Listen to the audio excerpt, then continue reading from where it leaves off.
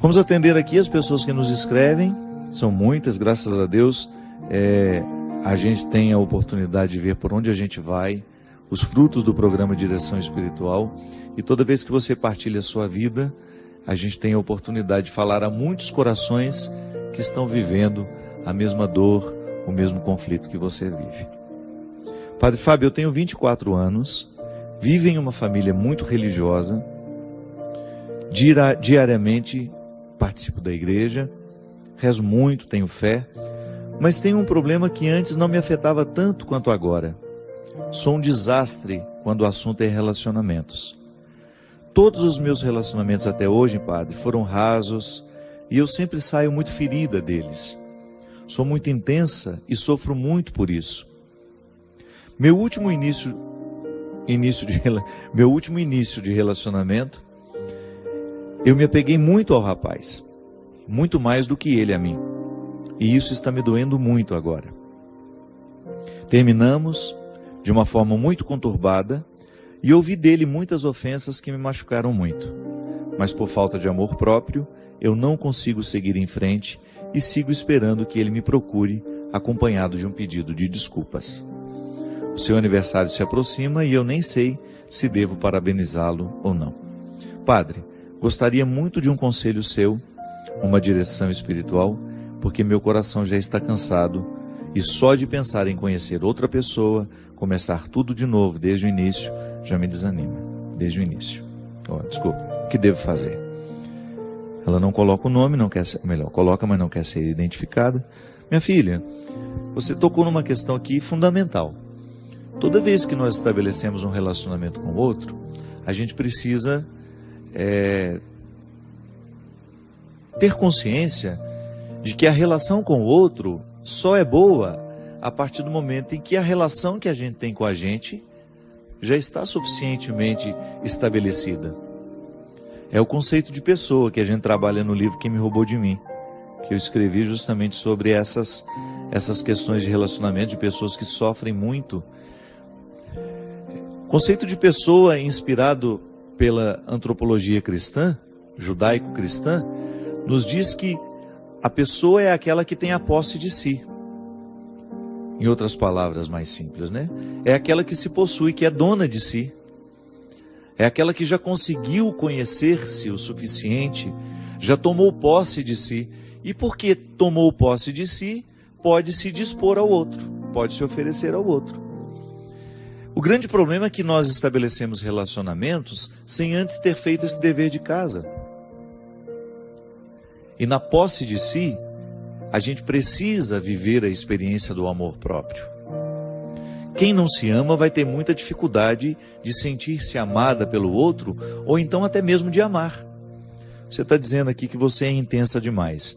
Pode ser que essa sua intensidade seja fruto dessa falta de posse de si mesma, que é uma expressão de imaturidade. Tá certo? Todo mundo tem o direito de ser intenso, mas a intensidade não pode atropelar o processo, né? Eu não posso atropelar o meu processo no relacionamento, no conhecimento de uma pessoa. Tem que ir devagar. Você não sabe quem o outro é. Você terá de passar pelo processo normativo. Isso é a norma, né? Faz parte de todo o processo de conhecer alguém, dar os passos gradativos. A intensidade já pode ser expressão de uma imaturidade que você alimenta. Precisa ter muito cuidado quando você vai estabelecer um relacionamento com o outro, colocando a sua intimidade, a intimidade do seu coração, colocando seus sentimentos. Então, às vezes não dá certo por isso. Eu ainda não amadureci o suficiente para poder oferecer-me ao outro. Você tem 24 anos, você é muito jovem ainda, e é provável que você vá aprendendo com o tempo. Agora veja bem, esse sofrimento que você passa ao outro, hoje, já que você identificou que ele aconteceu da mesma forma nos outros relacionamentos, significa que pode ser que o erro esteja justamente na maneira como você administra esses relacionamentos. Nós não podemos ficar repetindo conscientemente os mesmos erros. Tenha coragem de colocar para você, de identificar como é que você erra ao estabelecer o relacionamento com o outro. Onde é que você peca, poderíamos dizer, né? Não no sentido de pecado que precisa ser confessado ao padre, não. Mas aquele pecado que você peca contra você mesmo. Você abre mão demais do seu mundo para ter o outro na sua vida? Que às vezes é assim. O namoro começa e você imediatamente abre mão do seu mundo porque você quer agradar o outro. Você abre mão das realidades que você tem, daquelas que já faziam parte de você. Às vezes existem relacionamentos em que os cônjuges exigem até que o outro deixe os seus amigos de lado. Não é possível isso. Não há possibilidade de você estabelecer um relacionamento em que você tenha que abrir mão da sua vida para que aquilo dê certo. Ah, padre, mas o amor não é renúncia? Sim, mas espera o amor concretizar-se, espera você saber que de fato você ama e é amado, para começar a dar passos na direção dessas renúncias. Precisa namorar sem muitas pretensões no primeiro momento. Precisa namorar com mais leveza. Não abra totalmente o seu coração para alguém que acabou de chegar. Você não sabe se isso vai valer a pena. Não quebre a sua intimidade só para ter a garantia de que o outro vai ficar. Não. O amor, ele dá é muito mais fácil você encontrar um relacionamento em que você se sinta amada quando você não espera tanto por ele, quando você não cria tantas expectativas, né? Olha, você já está idealizando até o retorno do rapaz. Já está esperando que ele chegue com uma mala de desculpas, né, para poder recomeçar com você. Isso aqui já é expectativa que você não tem o direito de alimentar. E outra, namoro. O namoro, ele é um ensaio do casamento.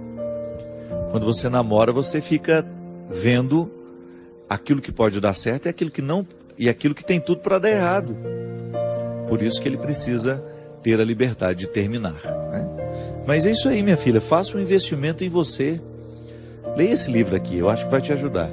Se você não tiver tido a oportunidade de conhecer esse livro, Quem Me Roubou de Mim, é uma leitura que eu acho que pode ser positiva para todo mundo que passa a dificuldade de amar demais ou de amar de menos e de não ser capaz de estabelecer vínculos duradouros. Aliás, essa é uma característica dos nossos dias, né? É impressionante como os vínculos são cada vez mais transitórios. Nós temos dificuldade de fazer com que um relacionamento quebre aquela primeira barreira da superficialidade, que ele fique fecundo. E não é só namoro, não. Até um relacionamento de amizade passa por esse risco. Como é difícil a gente alimentar uma amizade profunda. Por quê? Primeiro porque os ambientes que a gente frequenta nem sempre nos proporcionam uma conversa que nos faz ficar amigos. É sempre tudo muito conturbado, sempre todo mundo muito distraído com os celulares e cada um estabelecendo conversas paralelas. Você está conversando com uma pessoa, ela está ali digitando coisas no celular dela e prestando atenção em você ao mesmo tempo. Então nós somos muito superficiais, estamos vivendo de maneira muito superficiais. É natural que os nossos relacionamentos também entrem pela mesma perspectiva, né? Não é possível a gente criar vínculos fecundos com tanta superficialidade. É uma mudança de vida mesmo. Passa pelo conceito de conversão. Interessante, né? A conversão que Jesus nos propõe é justamente a gente ir cada vez mais tomando posse do nosso coração. É um movimento de profundidade, veja bem. É um movimento que faz com que a gente tenha uma busca interior que nunca vai terminar. A superficialidade tem fim, a profundidade não. Quando você opta por viver uma busca de amadurecimento, por exemplo, como essa menina aqui, por que os meus relacionamentos não dão certo? É preciso investigar-se. Não dá para ir fazendo esse rolo compressor apenas dando a desculpa para si mesmo e para os outros. Ah, eu tenho dificuldade de amar e ser amada. Eu tenho dificuldade de ser fiel. A pessoa nunca toca de fato o cerne das questões. Porque ninguém é assim por acaso.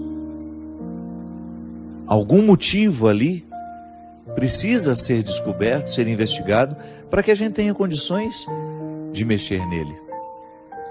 Aristóteles, um filósofo clássico, dizia que a vida só vale a pena ser vivida à medida em que ela é refletida. Aquele que não reflete a vida que vive, aquele que não reflete a experiência pessoal diária, nós podemos chamar até isso de exame de consciência, Faz uma leitura cristã disso. O que é o exame de consciência? Aquela oportunidade que a gente tem de voltar os olhos para o nosso jeito de viver, para a vida que nós estamos escolhendo, e aí você ter coragem de ser o seu juiz, de ter coragem de fazer uma interpretação se está sendo justo ou não aquilo que você estabelece para você. Qual é o papel do juiz? A jurisdição é justamente olhar para a realidade, para as partes que compõem aquela realidade e identificar se é justa ou não aquela relação que as partes estão estabelecendo. Eu preciso fazer isso todo dia comigo, você também. Olhar para as escolhas que você faz na sua vida, para o tratamento que você se oferece e saber se você está sendo justo. Muitas vezes nós não chegamos à resposta que essa menina aqui precisa chegar. Por que que meus relacionamentos são tão vazios? Por que que mesmo ela sendo uma pessoa boa, uma pessoa religiosa, por que que apesar de todos esses valores que ela tem, que ela enumera aqui no início, tem uma boa família, pratica uma religião de maneira saudável, é estudiosa, por que que com ela alguma coisa está dando errado? Talvez falte estabelecer esse juízo. Investigar-se com mais propriedade. E quando o assunto é relacionamento, gente, a primeira coisa que nós precisamos colocar no tribunal é o tanto que a gente se ama. Não podemos negligenciar o amor que a gente se oferece. Que boicote é esse? É um auto-boicote, A pessoa se boicota o tempo todo. Porque ela, ao invés de oferecer a ela o amor necessário, isso é, o cuidado, porque como é que o amor próprio se expressa na vida de uma pessoa? Através do cuidado que eu tenho comigo, com o meu corpo, com a minha saúde, o cuidado que eu tenho com a minha alma, com o meu espírito, aquilo que eu me ofereço diariamente, o livro que eu leio, a música que eu escuto, os lugares que eu frequento, os amigos que eu deixo ter uma autoridade sobre mim. Tudo isso é expressão do amor próprio. Quem não se ama, não passa no filtro aquilo que se oferece. É igual aqui em Minas, naquele coador antigo, que a gente passava o café. O coador que era um filtro de pano, feito pela nossa mãe, para que a gente pudesse tomar a parte do café que nos interessava. Porque vai jogar o pó dentro do café para você ver, para ver se você consegue tomar. Não dá. É preciso ter o filtro de pano, que a gente chama de coador, para que a gente fique com a parte boa do café. Muitas vezes nós não usamos este filtro para perceber o que a gente se oferece. A gente vai causando uma intoxicação da alma, uma intoxicação da mente, uma intoxicação de tudo aquilo que nos gera. Aí você tem todos os significados: mente, coração, alma, espírito. A gente fica poluído. Por quê? Porque a vida, o mundo, as realidades que estão de fora, elas podem ser nocivas a nós. É claro que tem muita coisa boa de fora que vem nos ajudar, nessa consistência humana. Agora, se a gente não passa pelo filtro essas realidades, pode ser que a gente esteja tomando um café envenenado. Pode ser que a gente esteja provocando uma intoxicação dentro de nós, porque a gente não teve coragem de identificar, de colocar ali um filtro que nos ajudasse a ficar mais puros. O amor próprio é esse ponto de partida para que todo relacionamento seja saudável. Quem não se ama, quem não se cuida, quem não faz o dever de casa diário, de jogar amor dentro do coração, e essa é a ação de Deus, é justamente o que Deus faz no coração daquele filho que volta para pedir perdão ao pai. Ele precisou voltar a se amar. Ele precisou identificar que comer a lavagem dos porcos não era para ele. Engraçado, né? Você vê naquele rapaz a identidade que não havia sido totalmente perdida, que é quando ele lembra que ele tem pai. Isso é amor próprio.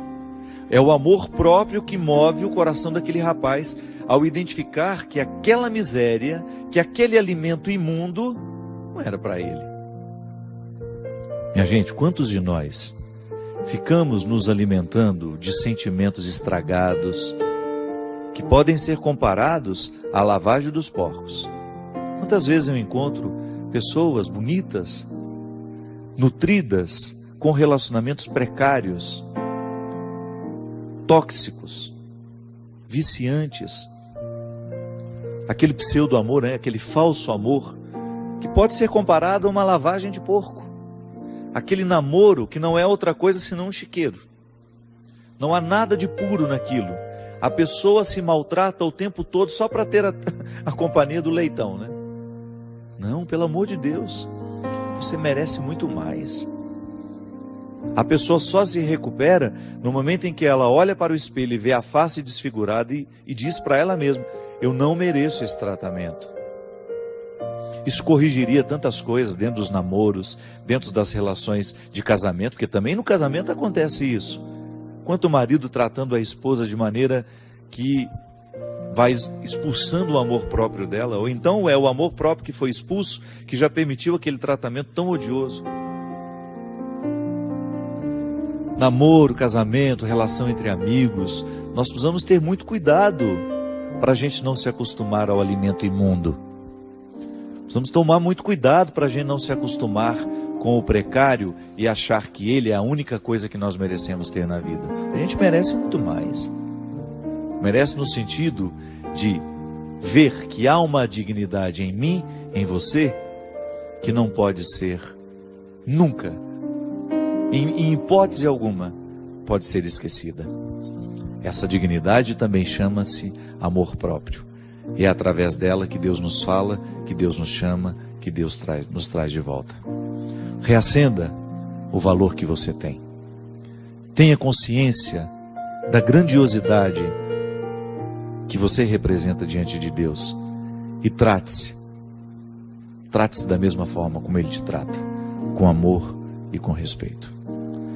Derrame o Deus Todo-Poderoso sobre todos nós a bênção e a proteção do céu. O Deus Todo-Poderoso, Pai, Filho e Espírito Santo. Amém. Até a semana que vem, se Deus quiser.